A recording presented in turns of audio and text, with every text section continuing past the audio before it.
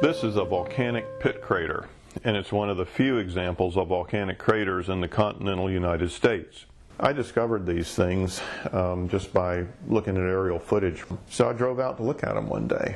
Found that they were not easy to get to and hardly anybody had been there, and there was hardly any information available about them. And I finally found one or two very obscure little pieces of information.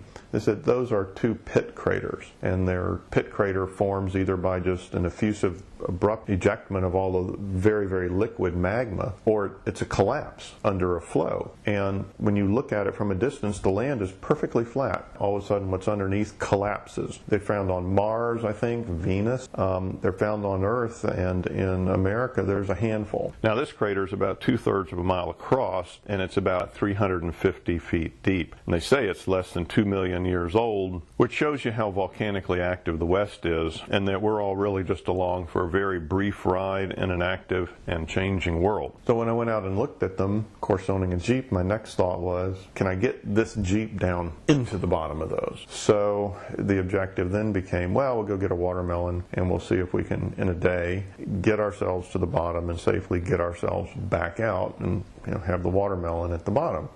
No one's ever been down this pit crater before. We can see that from walking the land. The only thing here in front of us that you're going to see is our foot trails from walking it several times to examine it and prep for this descent.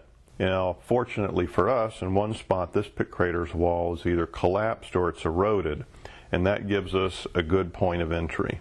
That other side is nothing but slippery grass and very small boulders, and the sand in this area is so fine you can't even make concrete out of it. It's very dusty sand, and it's slippery even when it's dry. So if you break loose on that other side, it's going to be hard to stop your slide. On the other hand, this collapse has got lots of fissures and notches and big boulders which provide stopping points if things go wrong. But few locals even know it's here, and no Jeep has ever tried this. We are the first. It's going to be slow and technical. It's not a road race.